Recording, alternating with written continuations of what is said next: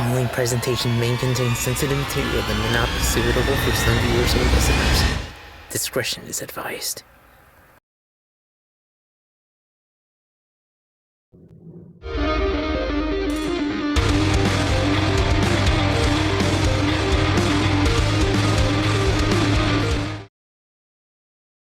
Hello everybody, and welcome back to another season of Junie's Friday Fright Nights.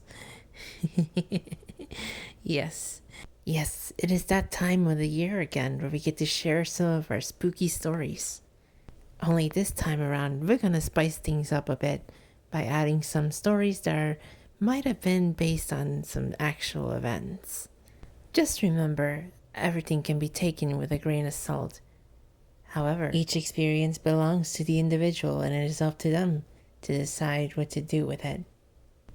Now then, is everyone ready for our first story? Good. Then let's begin by turning off the lights, gather around the candlelight, and let's begin.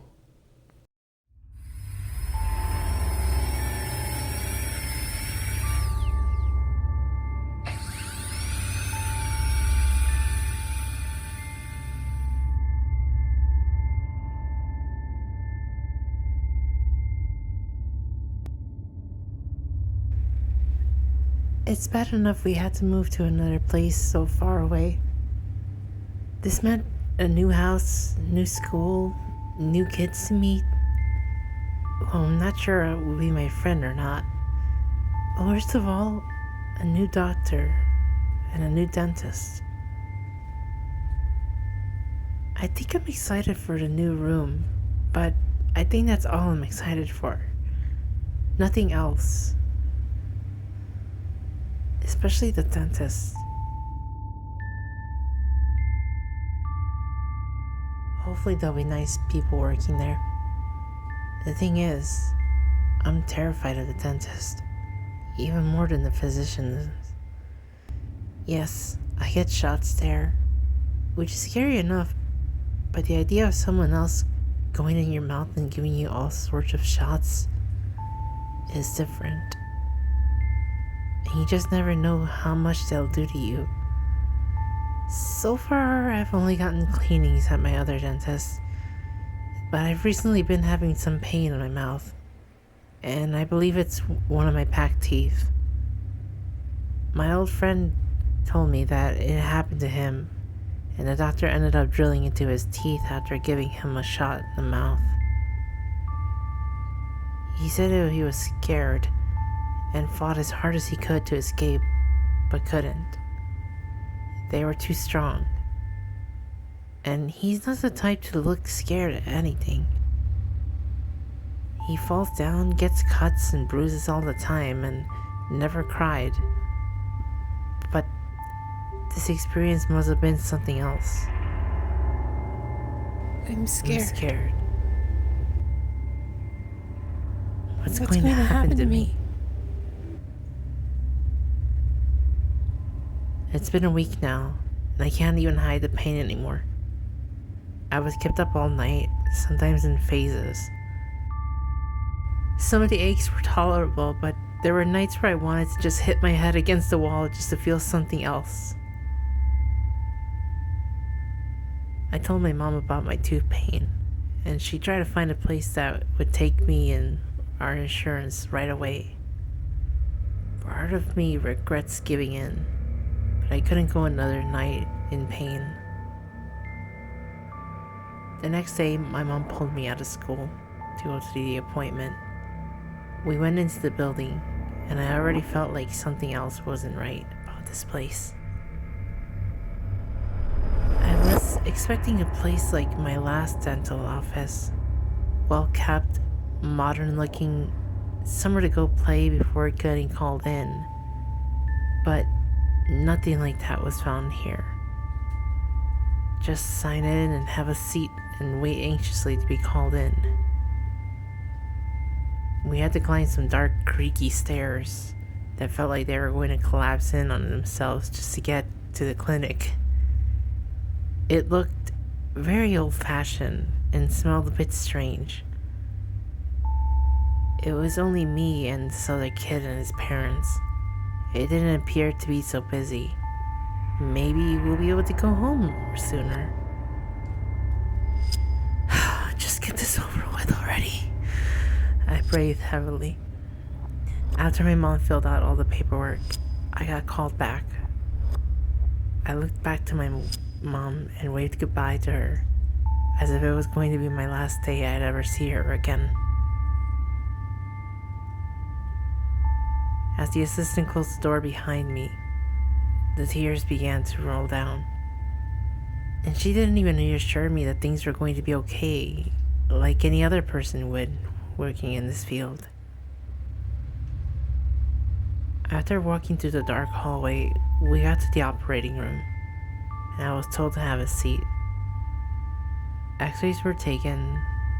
As usual, it was slightly uncomfortable. So far the same. Afterwards, the assistant took the X-rays to show the doctor.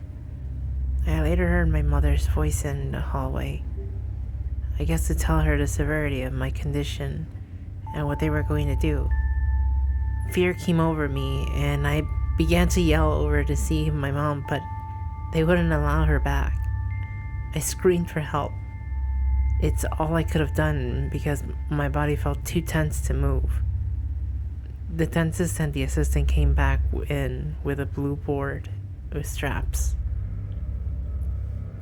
I screamed again. This time, it was the dentist that tried to reassure me.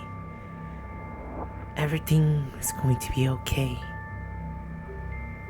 Then they picked me up, placed me on the board, strapping me in tightly so that I wouldn't escape. I screamed for help and again, but this time it was a bad move on me. As I opened my mouth, they placed something in to keep my mouth plied wide open. They gave me a few shots in the mouth and began pulling. I still could feel the agonizing pain of them doing so. They didn't stop at the one though. After pulling out the one that was giving me pain, they continued to pull all of my front teeth as well. I tried screaming. Wait, no! No! But no one would listen. I don't remember what happened next because I think I passed out from the pain and fear. When I woke up, I was hearing my mom yelling at the top of her lungs, demanding to know what happened, I guess. She then called the police and demanded that the dentist be arrested. I woke up again, but this time at the car. My mom's eyes watering, apologizing over and over, but reassuring that she was going to make things right for me. I don't know what I did to deserve this. We were poor, so this was the best that we were able to get. I can only hope that they get in trouble and not hurt another kid like me. Who knows? Maybe they're still out there.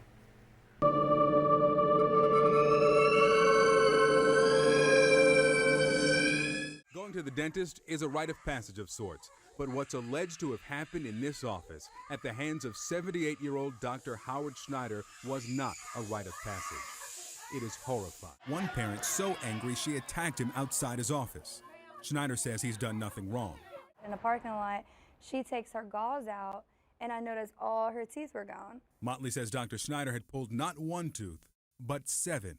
Barry says Dominic was referred to Dr. Schneider for a crown in March.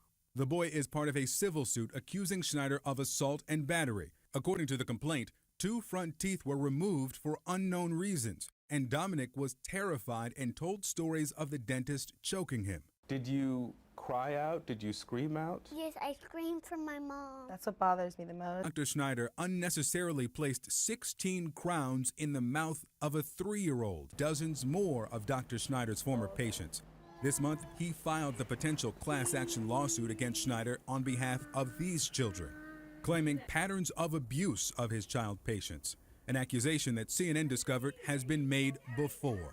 Despite the calls to police and the malpractice settlements and the fraud investigation, Dr. Schneider is free to practice. His license is clear. According to the Florida Board of Dentistry, he's not been disciplined by the state. And for these parents, that's unacceptable.